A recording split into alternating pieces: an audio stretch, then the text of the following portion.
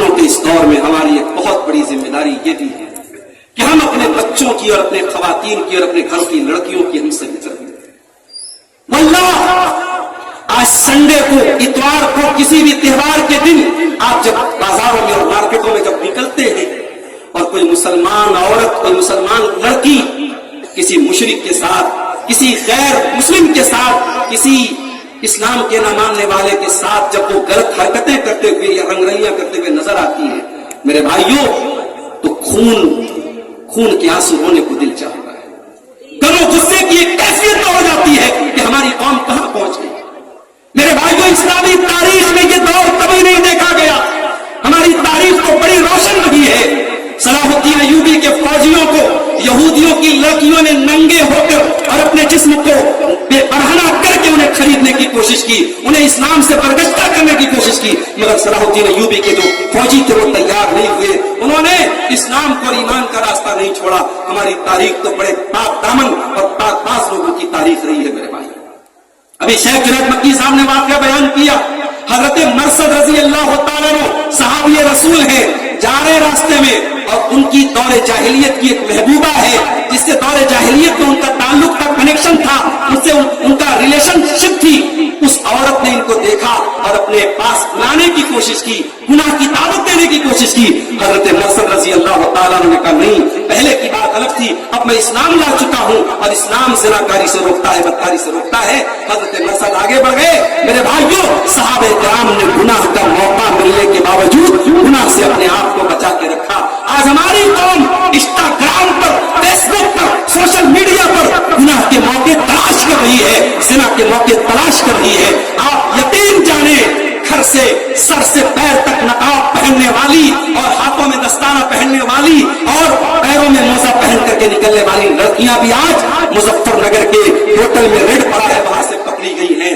اس کا مطلب یہ ہوا ہم نے نقاب تو پہنایا ہے، ہم نے پردہ تو پڑھایا ہے، مگر ہم نے تربیت نہیں کی ہے، ہم نے اللہ کا خوف اپنے بچوں کے اندر نہیں پیدا کیا ہے۔ اسی لیے اللہ کے نبی فرماتے ہیں وَأَخِفْهُمْ فِي اللَّهِ، اپنے بچوں کے دل میں اللہ کا ڈر پیدا کرو۔ قرآن کہتا ہے قُوا أَنفُسَكُمْ وَأَهْلِيكُمْ نَارًا، اے ایمان والو اپنے آپ کو اور اپنے بچوں کو جہنم کی آگ سے بچاؤ۔ میرے بھائیوں، آپ رات میں تہجد پڑھ رہے ہیں، آپ پانچوں ٹائم کے نمازی ہیں، لیکن اگر آپ کے بیٹے، آپ کی بیٹیاں، آپ کا پورا گھرانہ اگر دین سے دور ہے، حیا سے دور ہے، غیرت سے دور ہے، تو میرے بھائیوں اللہ کے ہاں آپ کی گردن نہیں بچ پائے گی۔ اللہ پوچھے گا تو ایک باپ تھا، تو نے اپنی بیٹی کو کیوں نہیں روکا بے حیائی سے، اپنے بیٹے کو کیوں نہیں روکا بدکاری سے۔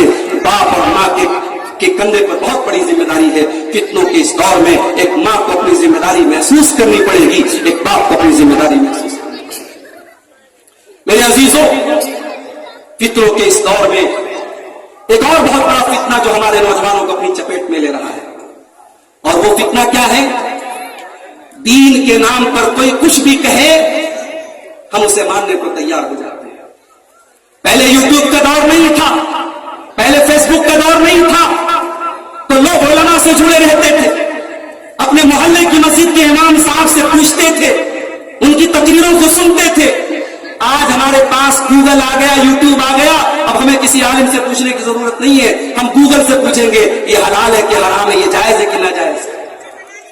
جب ہم نے انٹرنیٹ کو عالم بنا دیا، ہم نے گوگل اور یوٹیوب کو مفتی بنا دیا، ریزلٹ یہ نکلا، نتیجہ یہ نکلا کہ آج ہماری صفوں میں حدیث کا انکار کرنے والے بھی پیدا ہو گئے، ہماری صفوں میں عذاب قبر کا انکار کرنے والے بھی پیدا ہو گئے، ہماری صفوں میں اسی بہار کی سرزمین پہ دربھنگا سے ایک انسان پیدا ہوا جس کا نام شکیل بن حنیف ہے۔ اس نے کہا کہ میں عیسیٰ علیہ السلام ہوں، میں وہ مہدی ہوں جس کی پیشن گوئی اللہ کے نبی نے کی ہے، اور اچھے خاصے پڑھے لکھے لوگ اس کے جھانسے میں آ گئے۔ ابھی میرے پاس بدوئی بنارس سے تقریباً 50 کلومیٹر دور جگہ ہے، بدوئی سے میرے پاس کال آیا، وہاں کے کئی نوجوان اس فتنے میں پڑ گئے۔ میرے عزیزوں، یہ اس دور کا بہت بڑا فتنہ ہے۔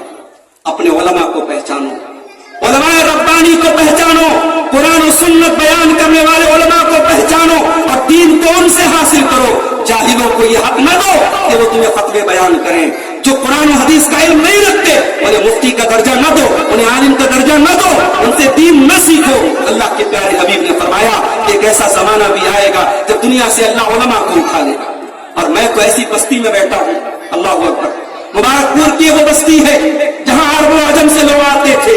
यही शेखुल हदीस अल्लामा साहिब तोहफा अल्लामा अब्दुल रहमान मुबारकपुरी रहमहुल्लाह, इसी मुबारकपुर की सरजमीन पर हमारे शेखुल हदीस साहिब मिराद अल्लामा उबैदुल्लाह मुबारकपुरी, ये वो हस्तियां थी जिनके इल्म का लोहा अरब अजम ने माना, जिनसे हदीस की सनद लेने उस जमाने में भी लोग आते थे। और आज भी हमारे शेख अब्दुल रहमान हफिज़हुल्लाह, अल्लाह उनकी हयात में बरकत दे, उनको सेहत अता फरमाए, आज भी लोग उनसे सनद लेने के लिए बड़े दूर दराज से आते हैं। ये उलमा की सरजमीन है मेरे भाई, ये उलमा की ये बड़ी इल्मी सरजमीन है।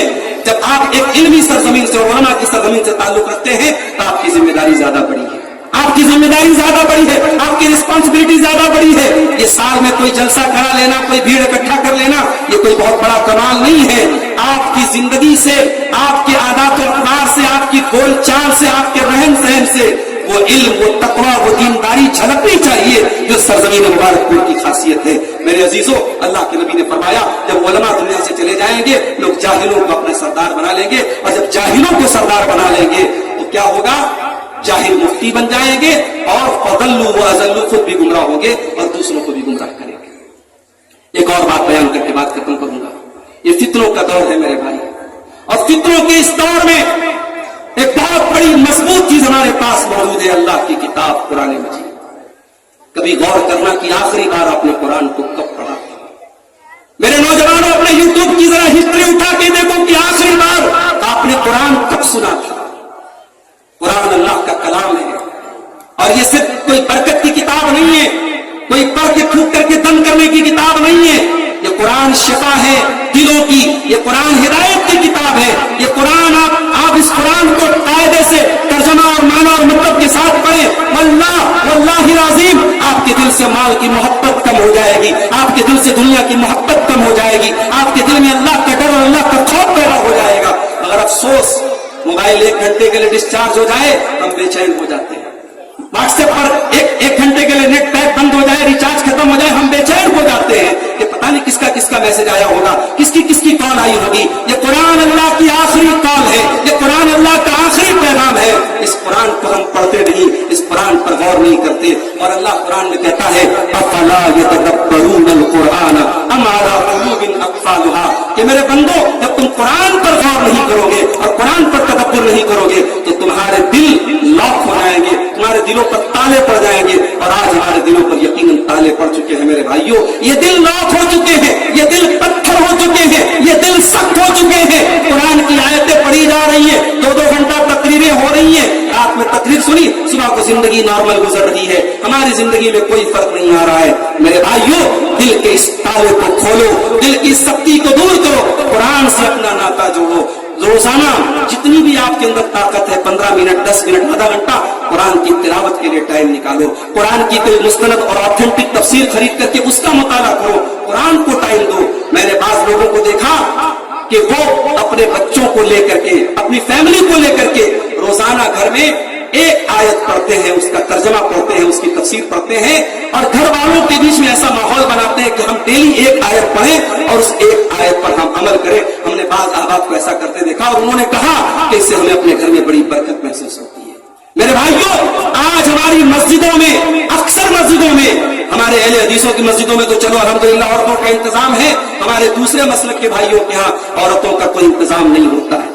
और मुझे बड़े अफसोस के साथ कहना पड़ता है, आज मुस्लिम पर्सनल लॉ बोर्ड भी ये कह रही है और दूसरे मसलब के बड़े बड़े उलमा भी कह रहे हैं कि अब औरतों का इंतजाम भी मस्जिद में होना चाहिए।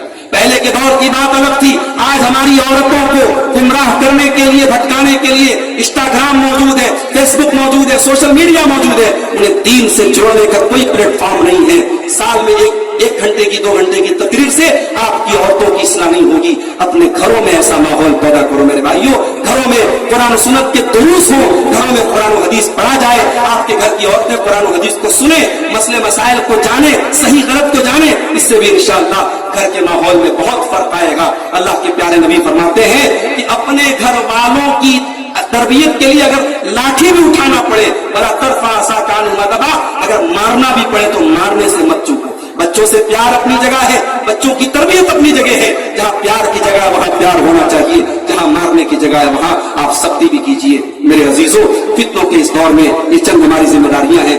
آخر میں یہی کہوں گا، شروع میں جو بات میں نے کہی تھی کہ فتنوں کے اس دور میں ہمارے لیے راہ نجات یہی رسول اللہ کا دیا ہوا منہج اور طریقہ ہے میرے بھائی. وما آتاکم الرسول فخذوہ وما نہاکم عنہ فانتہوا. رسول جو دے دے لے لو اور رسول جس سے منع کر دے رک جاؤ. یہی پیغام آپ کے اس اسٹیج کا ہے. اس پروگرام سے کوئی دوسرا پیغام نہیں. یہی پیغام ہے کہ اپنی زندگی کو اس ڈھرے پر گزارو، اس نہج پر گزارو کہ جو رسول دے دے اسے لے لو اور رسول جس سے منع کر دے اسے رک جاؤ. اللہ